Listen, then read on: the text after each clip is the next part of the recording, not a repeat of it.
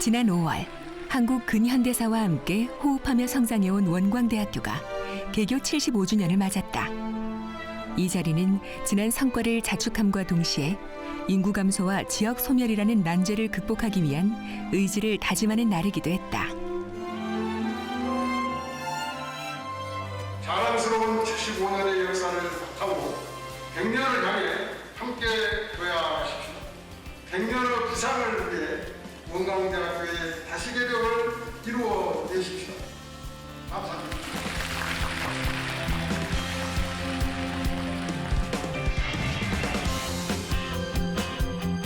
전라북도 익산시 신용동 일대에 자리 잡은 원광대학교. 65만 제곱미터 면적의 캠퍼스에 13개 단과대학, 66개 학과를 갖춘 종합대학교이다. 원광대학교는 물질이 개벽되니 정신을 개벽하자는 원불교 개교 정신을 바탕으로 원불교 교단이 설립한 전북 지역의 대표 사학으로 75년간 연구와 교육, 인재 양성의 역할을 충실히 수행해오고 있다.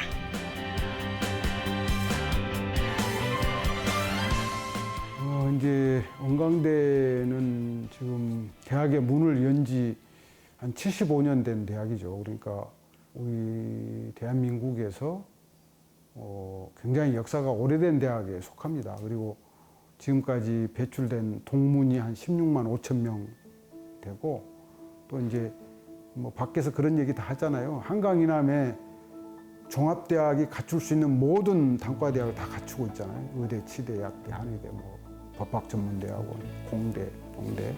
그래서 이제 그런 부분이 굉장히 75년 동안 인프라가 탄탄하게 구축돼 있어서 이제 다른 대학보다는 상대적으로는 조금 유리한 입장에 있다.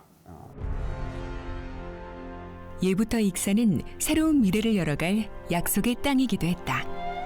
익산시 금마면의 국보 제11호 미륵사지 석탑. 백제무왕 639년 창건된 미륵사에는 고구려와 신라의 침략 속에 미륵불을 통해 백제 부흥을 꿈꿨던 무왕의 간절한 소망이 담겨 있다.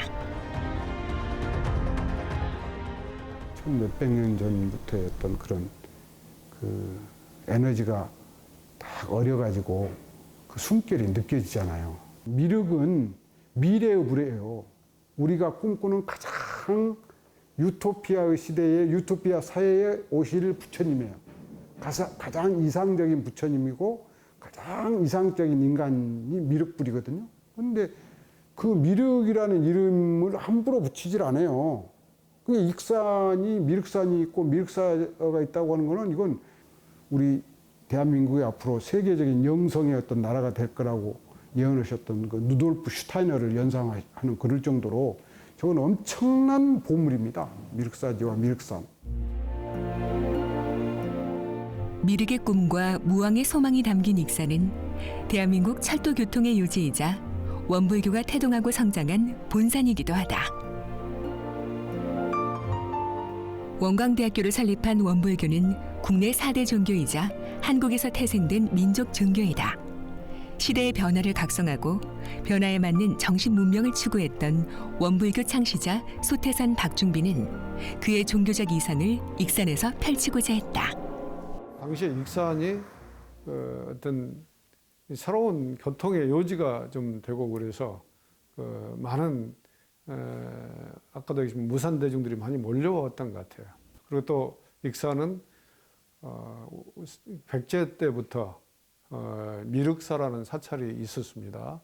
그래서 당시에 이제 소태산 대종사라든가 당시에 그를 따르는 원불교 그분들께서 이 새로운 터전, 그러니까 무산 대중들이 모여 있고 이 속에서 어떤 교화를 펼치게 되면 그러한 그 영화 세상에 새로운 세상이 되지 않을까 하고 생각했던 것 같습니다.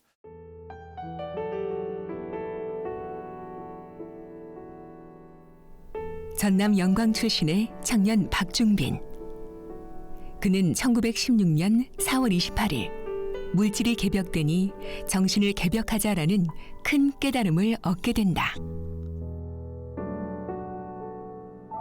이후 그는 급변하는 세상, 인류에게 닥친 위기를 극복하기 위해 새로운 방식으로 세상을 이롭게 하자는 교리를 완성했고 본격적인 종교 활동을 통해 실천에 옮기게 된다.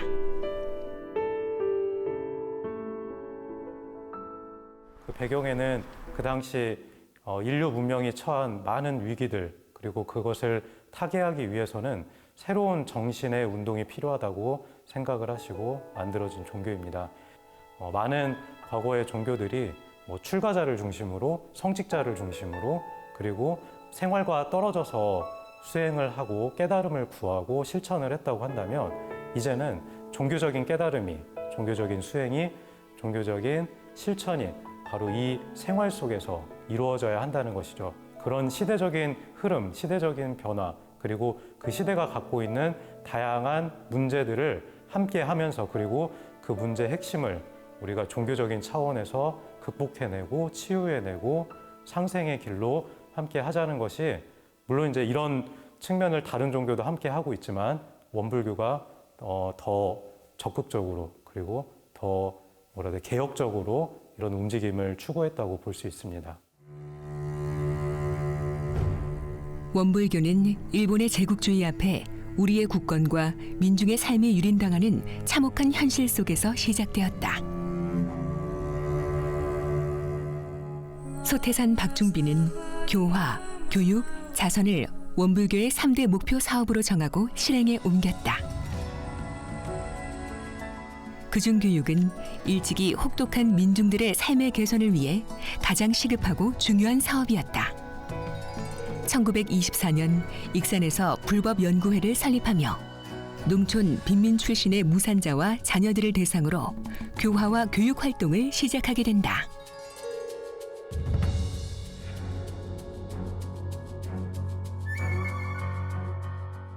당시 일제시대에 우리나라가 일제 식민지 상태에서 또 오랫동안 그 신분제 사회였기 때문에 특히 그 농민들이나 또 가난한 사람들은 교육을 받지 못해서 무지한 상태에 많이 있었어요.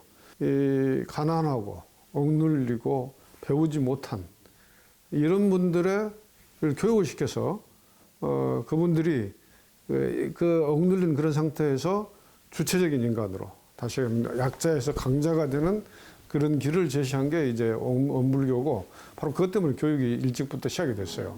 원불교가 1924년부터 불법 연구회를 만들어서 그런 교육에 치정해 왔습니다. 그래서 원불교는 1935년 6년이 되면 원불교 각 지역에서 야학이 시작됩니다. 그래서 문명 퇴치 운동.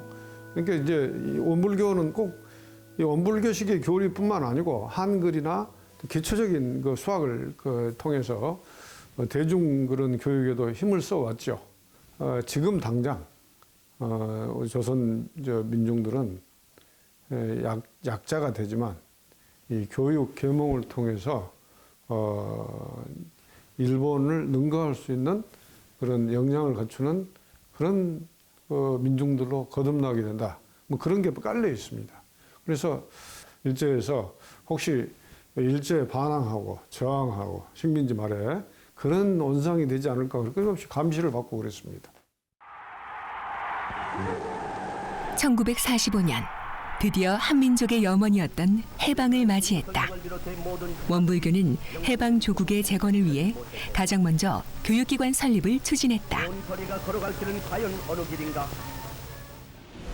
조국의 재건과 민중들의 각성을 위한 교육기관 설립의 꿈은 1946년 5월 1일 원불교 교단 최초의 교육기관인 유일학림이 설립되며 실현됐다. 중등부와 전문부 3년 학제로 운영된 유일학림은 1949년 88명의 졸업생을 배출하며 대학 설립의 기틀을 마련했다. 일제 치하에서부터 대학 설립을 준비를 하셨고요. 그런데 당연히 일본 그 제국주의가 우리 그 대학 설립을 많이 반대를 했죠. 그래서 해방 이전에는 이루어지지 않다가 그 꿈을 소태산 박중빈 대종사의 장남이신 숭산 박길진 원광대학교 초대 총장을 중심으로 해서 대학 설립에 그런 적극적인 활동을 펼쳐 나갑니다. 그래서 1946년도에 유일학림이라고 하는 원광대학교의 전신이 만들어지고 1951년 10월 1일 원광 초급대학이 설립되었고 이듬해 익산 총부의 대각전에서 첫 입학식이 거행되었다. 교학과 단일대학의 정원은 100명 규모였지만 일제강점기부터 수건이었던 대학 설립의 큰 꿈이 드디어 실현된 것이다. 부른미라는 게 있어요. 부른미. 뭐냐면 부처 부자, 은혜 은자, 쌀미자. 그게 뭐냐면 그 부처님의 은혜에 감사한다라는 건데 이게 보면 이제 밥을 먹을 때 쌀을 한 숟가락씩 이렇게 세상을 위해서 또 원불교의 그 어떤 자선 봉사, 교육, 교화, 자선의 사업을 쓰기 위해서 조금씩 모은 거예요. 그게 일제시대 때부터. 그래가지고 그게 한꺼번에 많이 모이지 않잖아요. 우리 원불교가 뭐 처음에 교인 수가 그렇게 많지를 않고 그래서 그렇게 모아가지고 학교 자금들을 이제 모으죠. 그래서 1950년대 52년인가 그때 우리 재단의 그 총 학교 자금이 약 한 4억 정도 이렇게 모아진 겁니다. 그때 그게 하루 아침에 된 게 아니고 한 30년 동안 이렇게 모은 거예요. 엄청난 그런 노력에 의해서 학교가 세워진 겁니다. 1951년 원광초급대학의 설립에는 소태산 박중빈 대종사의 장남이자 유일학님의 교감이었던 숭산 박길진 학장이 중심이 되었다.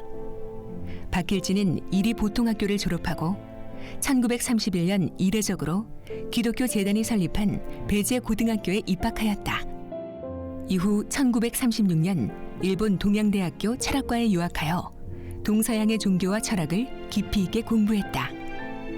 그는 1940년 귀국 이후에는 유일학님의 설립과 학생교육, 원광초급대학의 설립과 학교 운영에 앞장서며 원불교 교단이 아닌 교육 현장에 투신하게 된다. 원불교를 기반으로 원불교적인 종교 배경에 있으심에도 불구하고 배제고는 기독교 재단에서 만든 학교라 기독교 공부도 하시고 당시 철학이나 보편 사상을 함께 공부해 오시면서 대학 설립을 이룰 수 있는 어떤 지도자로 일찍이 이제 교육을 시키시죠. 그래서 이제 많은 종교들이 종교 지도자의 큰아들을 종교 다음 지도자로 이렇게 계승하는 그런 뭐 전통들이 있는데 원불교는 그렇게 하지 않고 지금의 원광대학교는 엄청 큰 학교지만 당시는 아무것도 없는 그러니까 가장 중요하지만 가장 어려운 학교 설립의 일을 큰아들에게 맡기셔서 그 숭사님께서 이 일을 하십니다.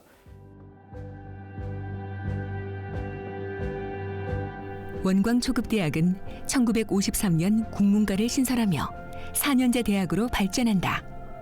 국문과에는 이병기, 정인승, 신석정, 홍석영 등의 유수의 교수들이 초빙되었고 이후 박범신, 양귀자, 윤흥길, 안도연 등 한국 문단을 대표하는 문인들을 배출하며 한국 현대문학의 요람으로 자리 잡고 있다.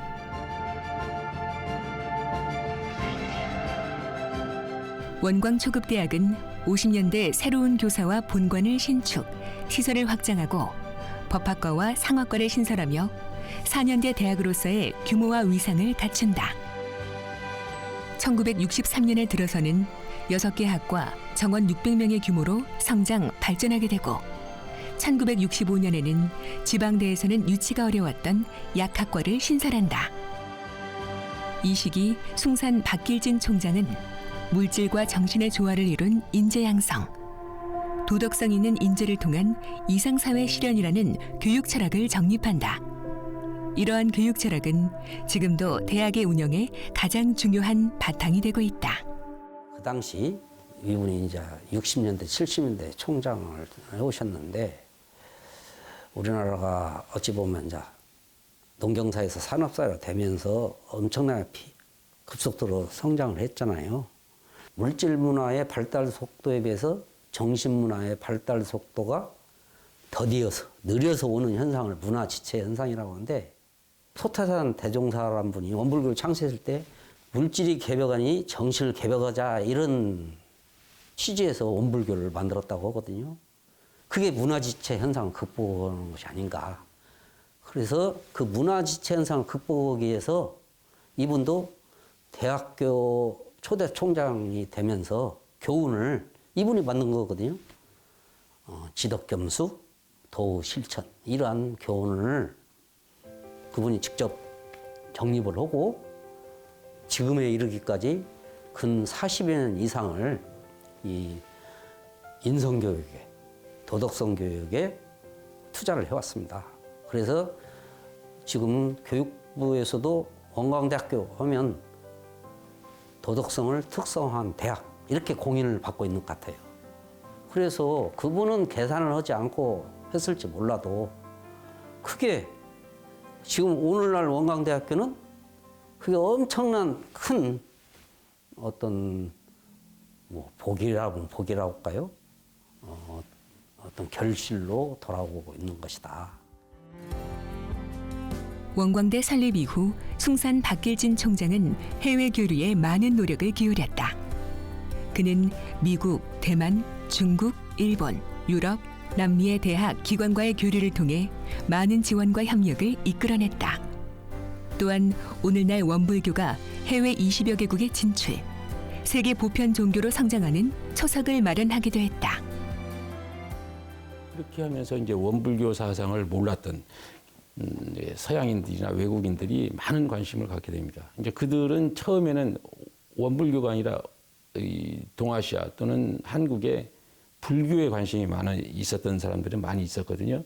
근데 그 불교와 또 다른 원불교라는 게 있다는 것을 이렇게 알게 되면서 원불교가 이제 생활종교, 생활불교의 형식을 띠고 있기 때문에 서양인들이 굉장히 이렇게 합리적 사고를 많이 갖고 있는 그런 서양인들 사이에서는 굉장히 우호적으로 접근을 합니다. 그래서 숭산님이 낳으신 씨앗이 오늘날 원불교의 이제 세계로의 진출의 그 시작이었다 이렇게 얘기할 수 있겠습니다.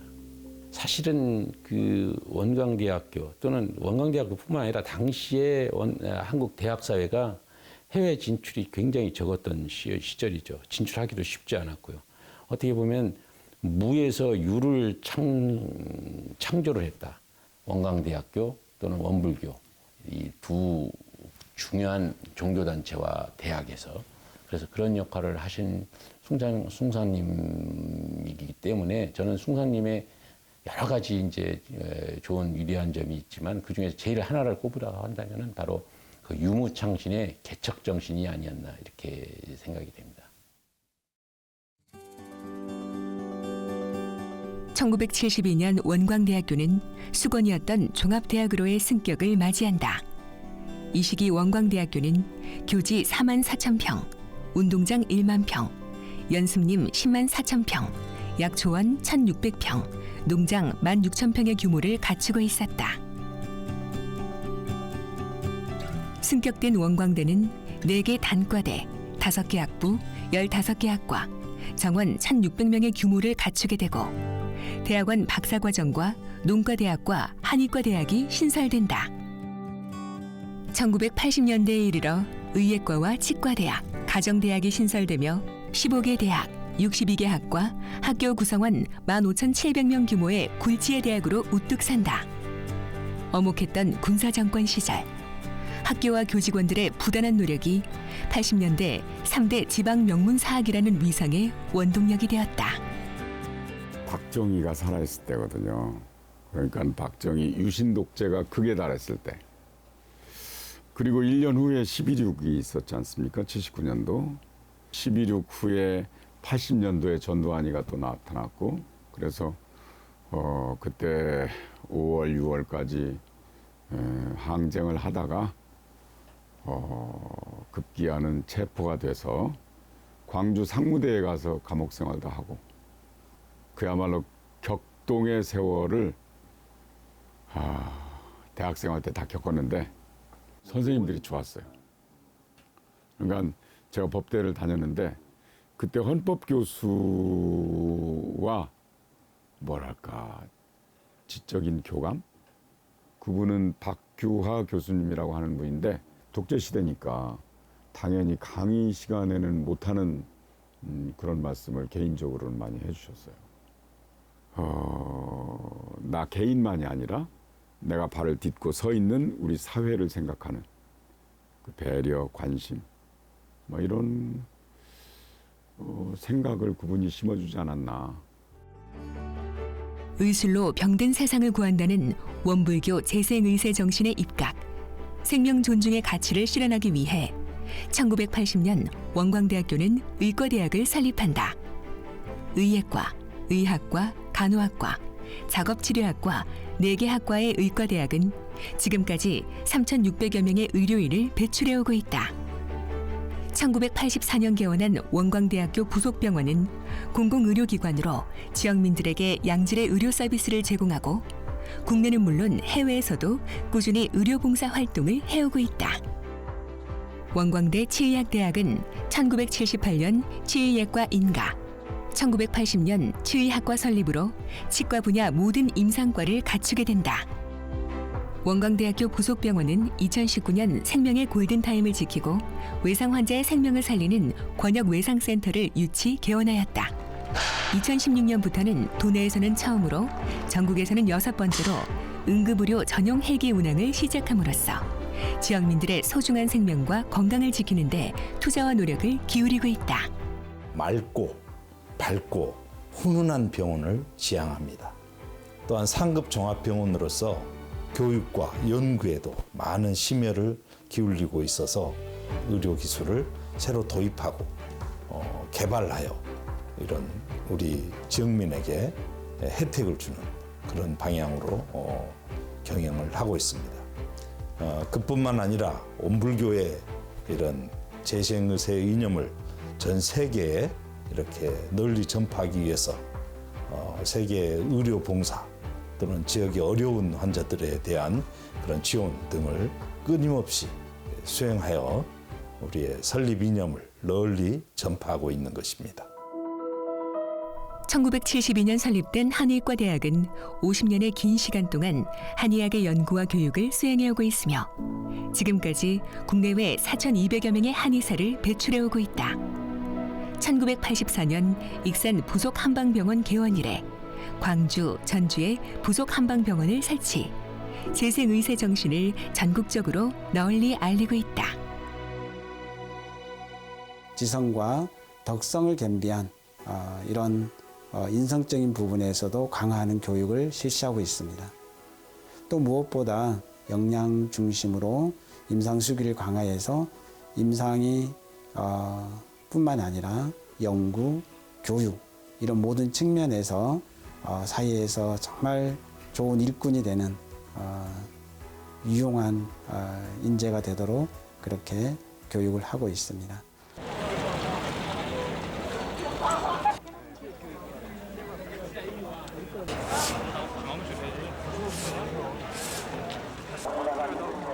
(1980년대) 후반 대학의 정원이 졸업 정원제에서 입학 정원제로 변경되며 1990년 대학 입시에는 입학 정원 30만에 100만 명이 응시하는 역대 최고의 입시 경쟁이 펼쳐졌고 원광대학교도 예외는 아니었다.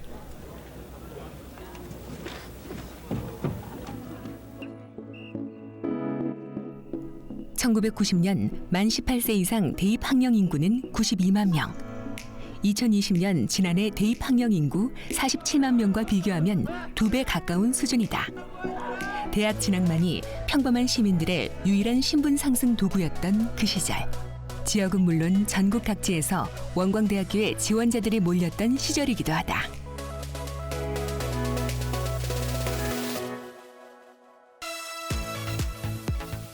설립 이후부터 80년대를 거치며 원광대학교는 원불교 교단의 지원과 협력, 지속적인 투자와 투명한 운영으로 성장을 계속해왔다. 여기에 한 해 100만 명 넘게 태어났던 제2의 베이비 부머 세대가 입시 경쟁에 뛰어들며 최고의 전성기를 보내게 된다. 고등학교 시절을 지나서 대학교에 전자공학을 전공을 했는데 제일 고려했던 거는 과를 먼저 제가 어느 과를 가고 싶은지를 먼저 정하고 그래서 그 학점에 맞는 것을 이제 선택을 하다가 원광대를 이제 선택을 하게 됐는데 제 그 학과에 스승님이 교수님이 계신데 강영진 교수님이라고 학생들을 취직을 후배들을 시키기 위해서 제가 다니고 있는 그 직장에 오셨어요.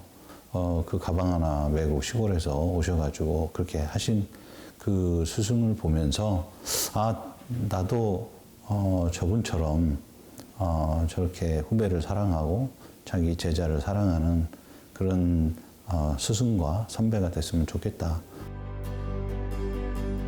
과학과 인문이 균형 잡힌 지성과 덕성이 조화를 이룬 교육을 통해 새 세상을 이끌 도덕적 인재를 양성하고자 했던 숭산 박길진.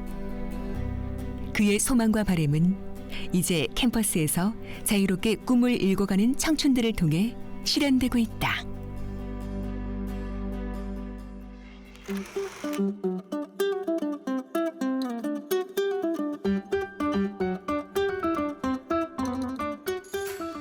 안녕하세요. 원광대학교 한의학과 18학번 송찬미입니다.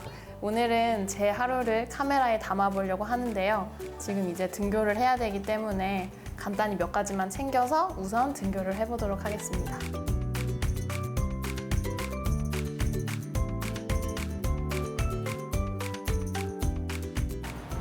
자, 준비를 마치고 저는 나왔습니다. 원래는 학교 갈 때 스쿨버스를 종종 이용을 해요. 저희 집 앞까지 스쿨버스가 와가지고 스쿨버스를 타도 금방 가긴 하는데 제가 오늘은 좀 준비를 빨리 마치고 나왔기 때문에 기차를 이용해서 학교로 이동할 예정입니다. 호남의 관문이자 철도 1번지로 꼽히는 익산시는요. 호남선과 전라선 등 4개 노선이 통과하고 KTX와 SRT를 이용할 수 있는 곳이기도 합니다. 서울까지는 1시간 20분, 광주까지도 30분이면 이동이 가능하기 때문에 수도권에서도 친구들이 통학할 수 있다는 큰 장점을 가진 곳입니다. 창가에 앉는 거를 좋아해가지고 웬만하면 자리가 있으면 창가 거를 타거든요. 그럼 이제 날씨가 좋을 때는 음악 듣고 약간 감성 타임? 지금 열차가 오고 있습니다.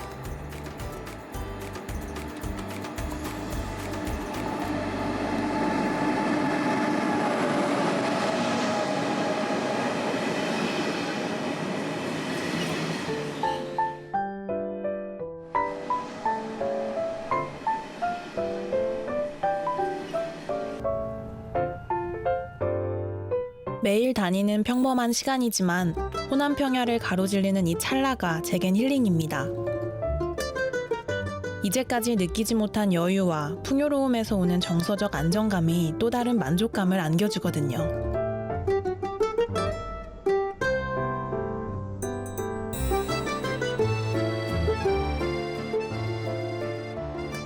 네, 저는 익산역에 도착을 해가지고 이제 학교까지는 시내버스를 타고 가려고 합니다. 여기 익산역 근처에 버스가 많이 와가지고 뭐 한 10분이면 금방 가거든요. 그래서 학교에 곧 도착을 할 것 같네요.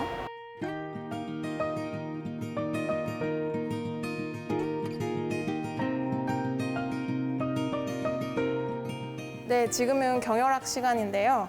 오늘은 실습이 있어가지고 실습복으로 먼저 갈아입은 다음에 수업 준비를 해야 될 것 같습니다. 오늘 공부할 부분이 굉장히 많아가지고 실습복을 갈아입고 오겠습니다.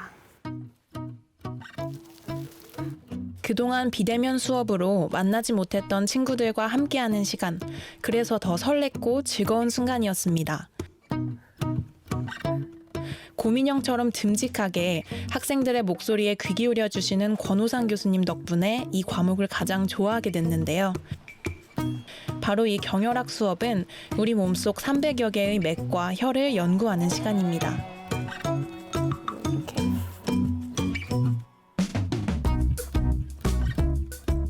네, 저는 박물관 앞에서 이제 점심 먹으려고 친구들을 만나기로 했는데 지금 잠깐 기다리는 중입니다. 제가 조금 일찍 왔어요.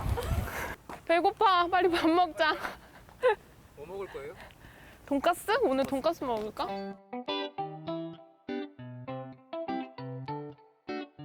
학식이라 불리는 학생 식당은요, 한식, 양식, 중식을 아우르는 다양한 메뉴를 가지고 있어서 선택의 폭이 넓습니다. 또 또 자취하는 친구들도 부담 없는 가격으로 영양소를 고루 갖춘 식사를 할 수 있다는 점이 특징인데요. 사실 친구들이랑 수다 떨면서 먹으면 뭐든지 맛있긴 하죠. 네, 저희 이제는 밥을 다 먹어가지고 시간이 좀 남아서 커피 한잔 하러 가려고 합니다. 수더코? 거기 있는 카페 걸까요? 네, 좋아요. 네, 수더코에 가서 커피를 한잔 하도록 하겠습니다.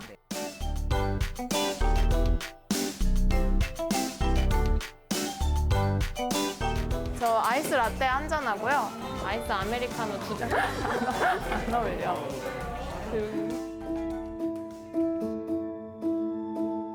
원광대학교의 핫플레이스인 이곳 수더코는요. 학생들이 휴식과 만남, 우정, 사랑을 누릴 수 있는 곳으로 많은 추억들이 함께합니다. 가족이나 다른 학교에 다니는 친구들을 데려오면 가장 먼저 소개하는 곳이기도 합니다.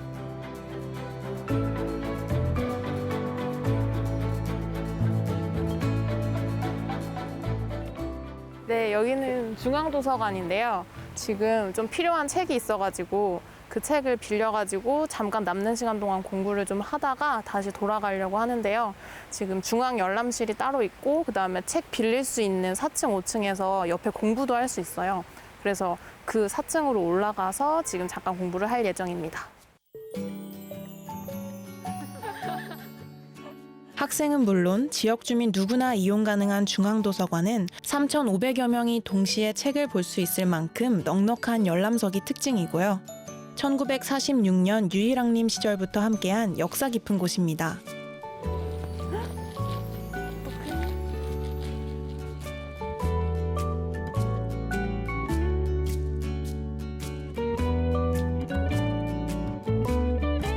네, 드디어 원대의 자랑 수목원에 잠깐 들렸는데요.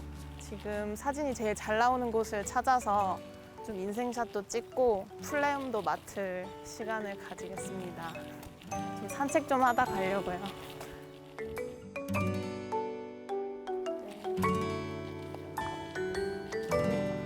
와, 이게 진짜 예쁘다.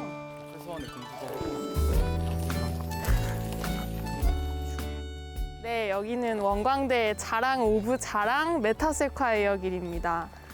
이렇게 긴 나무들이 있어서 마치 영화 속의 한 장면 같은 그렇지 않나요? 학생들과 지역 주민들의 쉼터이자 치유의 숲인 이곳 자연식물원. 12개의 둘레길을 걷다 보면 인생사진 포토존을 쉽게 찾을 수 있는 곳입니다. 못 찍었네? 별론데. 고마워. 가자. 아니 이게 너 안 찍어. 그냥 학업에는 진심, 노는 건 최선. 이 시대의 청춘에게 주어진 의무가 아닐까요?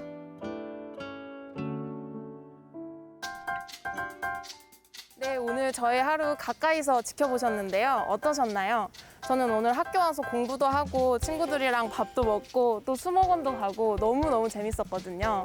이렇게 소소하지만 확실한 행복으로 가득 찬 저의 학교 생활 잘 보셨나요? 그럼 지금까지 저의 밀착 브이로그였습니다. 안녕!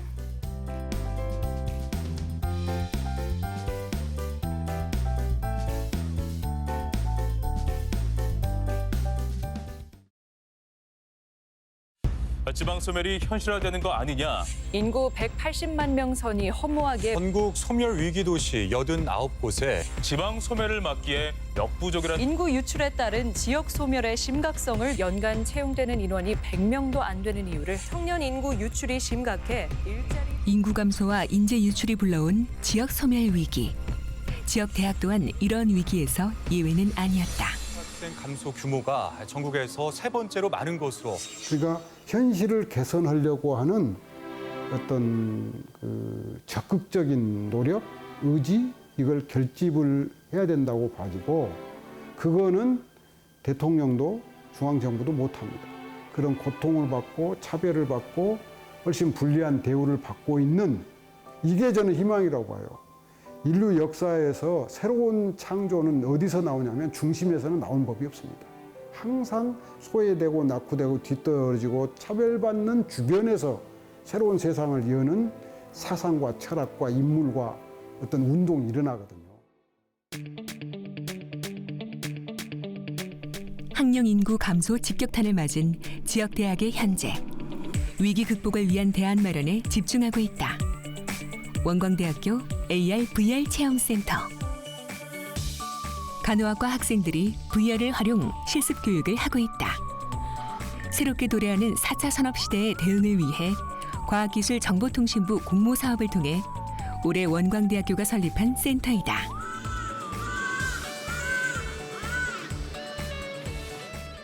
요즘 코로나 때문에 병원에서 실습하기가 전보다 더 힘들어졌는데 VR 프로그램을 사용해서 진짜 병원에서 실습하는 기분이 들어서 더 집중하고 몰입하게 되었던 것 같습니다. 요즘 같은 비대면 시대에 접근성이 쉬운 VR 프로그램이 더 활성화된다면 교육에 더 효율적으로 임할 수 있을 것 같습니다. 원광대학교는 4차 산업의 선도적 대응을 위해 디지털 콘텐츠 융합과를 신설하고 가상 및 증강현실 체험센터 구축 등에 투자하고 있다.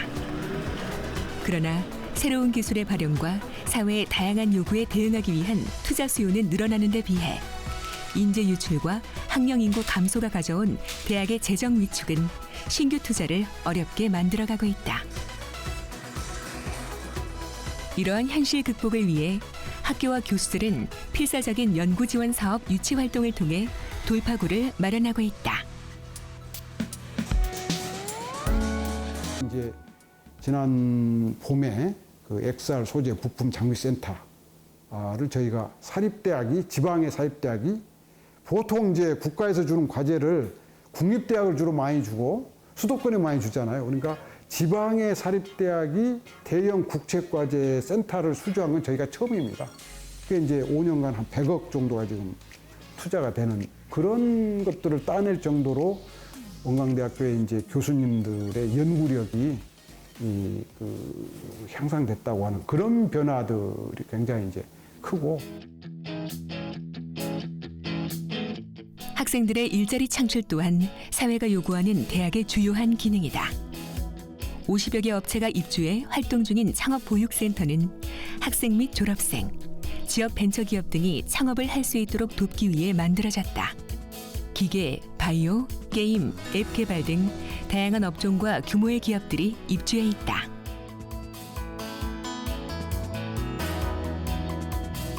대학은 산학협업이 가능한 우수기업을 유치하여 기업 활동을 지원하고 기업은 사업에 필요한 인력과 연구 역량을 대학을 통해 공급받는 상생의 구조로도 운영되고 있다.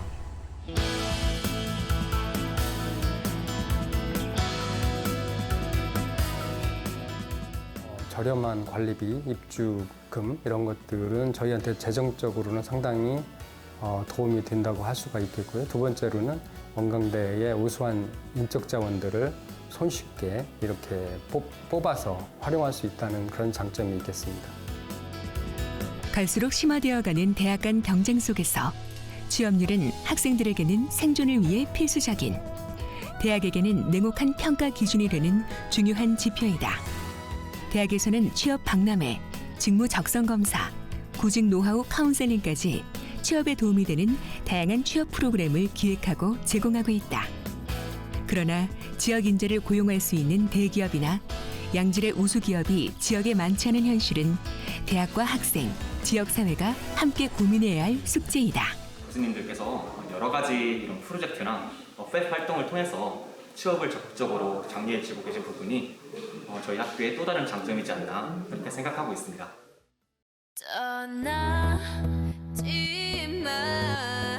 Just stay. 지금 이 시간을 멈춘 채 너와 함께라면 난 I could die in this moment. Forever young, forever young. It's the revolution. Forever young. 너의 눈에 비친 나의 모습이 늘 처음 만난 그날만 같게. Yeah. 소리 없이 타오르는 불꽃. 학업과 취업에 지친 학생들에게 또 다른 활력이 되는 동아리 활동. 분야별 100여 개의 동아리 활동은 교류와 교감을 통한 사회적 관계를 확장시키고 지성과 감성, 육체와 정신이 조화를 이루게 하는 전인교육의 산실이기도 하다. 청춘은 아직 다듬어지지 않는 원석이잖아요. 나무로 치면은 다듬어지지 않는 원래 원목. 그러니까 어느 쪽으로 다듬느냐에 따라서 얼마든지 무한한 발전을 할 수 있는 그야말로 상상할 수 없는 잠재력을 가진 그런 존재이기 때문에 그 청춘들의 그런 잠재력이 이 대학이라는 공간에서 무한히 이렇게 피어날 수 있도록 어드바이스 해주고 또 격려해주고 이끌어줄 것인가, 이게 굉장히 중요할 것 같습니다.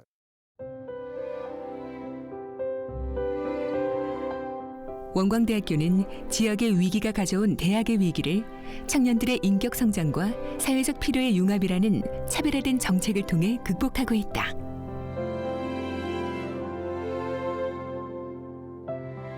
사회가 필요로 하는 지식과 기술 교육을 기본으로 인성과 도덕성 함양을 통해 전인적 인재를 양성하겠다는 건학 이념의 실현을 위해 꾸준히 인문학에 투자를 이어가고 있다. 우리가 코로나만 아니다면 교육하고 하느라고 고생들을 하는데 내가 많이 기웃거려서 마한 백제문화연구소, 동북아시아 인문사회연구소, 원불교 사상연구원, 마음인문학연구소를 통해 시행되는 다양한 인문학 프로젝트도 이러한 투자의 산물이다. 또한 학생은 물론 시민과 교인들도 참여할 수 있는 인문학 시민 강좌 프로그램도 있어 인문학을 통한 시민 재교육은 물론 지역사회와의 교류와 공감에도 기여하고 있다. 다시 세워보세요. 거기서 몸을 세워보세요. 이제 다르게 세워주세요. 위로, 최대한 위로 뻗어 올리고 숨을 멈춥니다.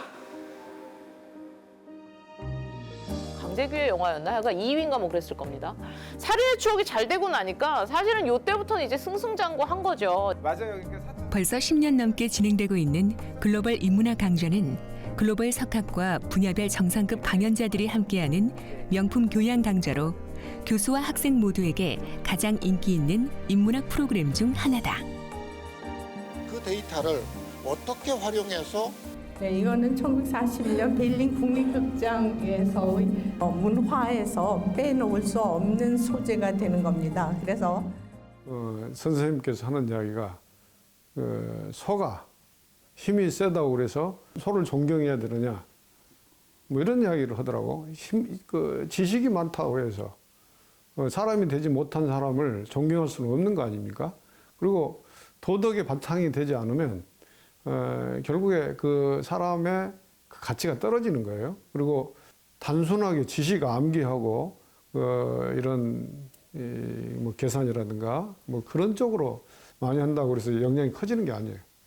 인문학이라든가 또는 사회 전체를 볼 수 있는 안목을 키워나가는 게 장래에 장구한 세월에 그 사람의 학문 역량이나 지적인 수준이 높아진다고 생각을 합니다. 창의공과대학의 한 강의실, 공학도인 이들 또한 전공의 구분 없이 인성교육과 사회봉사 프로그램인 도의실천 인증제에 참여한다. 또한 전공과 융합된 다양한 인문학 프로그램의 참여를 통해 과학과 인문, 지성과 덕성을 겸비한 차별화된 인재로 육성되고 있다.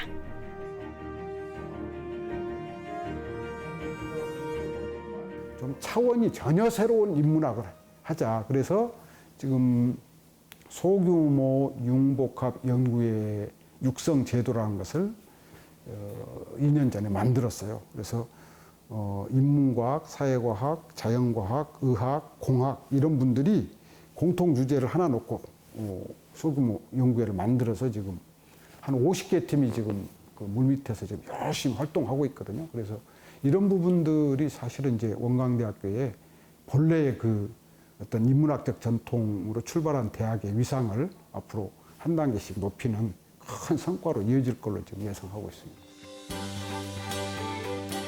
대학과 지역의 상생과 생존을 위한 지역사회와의 연대와 협력은 필수적이다. 원광대학교는 지역의 기관, 단체, 시민들과의 협력을 통해 지역과 대학의 위기 극복을 위한 네트워크를 견고하게 구성해가고 있다. 지역 소멸과 인재 유출이라는 위기에 직면한 시민과 대학.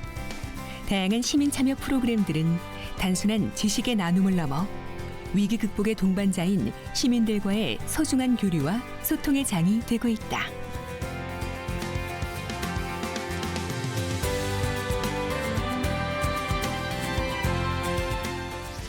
원광대 학교가 미래 캠퍼스를 시민과 기업 친화적으로 조성하기로 했습니다. 원광대는 캠퍼스 기본 계획을 발표하고 학령 인구 감소를 감안해 캠퍼스를 능동적으로 재배치해 오는 2046년까지 문화와 놀이, 교육 등을 시민과 공유하는 공간으로 단계적으로 만들기로 했습니다. 또 150여 개 기업을 유치할 수 있는 고층 비즈니스 센터를 신축한다는 방침입니다. 지역사회 발전을 위해서 지역사회 인재를 우리가 키운다라는 생각을 지역사회에서 좀 가져갔으면 좋겠다. 대학이라는 공동체는 지역사회, 학부모, 대학생, 그리고 교직원 이렇게 이루어지잖아요.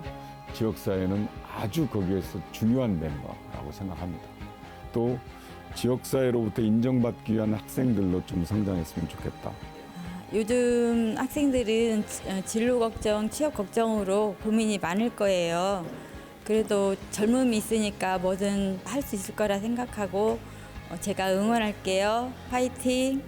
여러분이 우리 사회의 미래이고 지방대학이 우리 지역의 희망입니다. 긍정의 힘을 믿고 도전한다면 청춘 여러분도 우리 대학과 지역도 위기를 극복하고 한 단계 더 발전할 수 있을 것이라고 믿습니다. 지역 인재가 곧 지역의 미래라는 점을 우리 모두가 공감하고 있는 만큼 사랑스러운 청춘들이 자신의 꿈을 마음껏 펼치고 실현할 수 있도록 익산시도 언제나 곁에서 최선을 다해 응원하겠습니다. 지역 인재가 고향에서 마음껏 뜻을 펼치고 일할 수 있는 사회, 지역에서 살고 있는 우리 모두가 바라는 미래일 것입니다. 여러분의 노력에 전라북도가 함께하겠습니다. 역사는 다수가 바꾸는 거 아니에요. 철들고 깨닫고 어떤 시대를 내다보는 선지자 몇 사람이 온몸을 불태우면서 이끌어 왔잖아요. 전봉준 장군처럼. 그러니까 정말 여기를 사랑하고 아끼는 그 뜻있는 교수님들, 뜻있는 우리 지역사회 주민들, 뜻있는 지자체장들, 뜻있는 우리 학생들이 똘똘 뭉쳐가지고 1년에 100명만 지역에 남는 인재 길러내면 10년, 20년 후는 양양하죠. 우리가 지혜와 힘과 에너지를 한번 모아보자. 저는 그 길에 제 역할을 앞으로도 계속 하고 싶다 이런 생각을 합니다.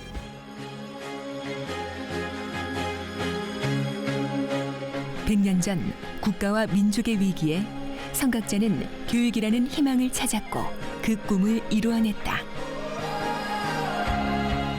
100년 뒤 우리에게는 지역 소멸과 인재 유출이라는 또 다른 위기가 찾아왔다. 이제 우리는 연대와 협력이라는 또 다른 희망을 찾아 꺼지지 않는 청년의 꿈을 지켜나가고자 한다.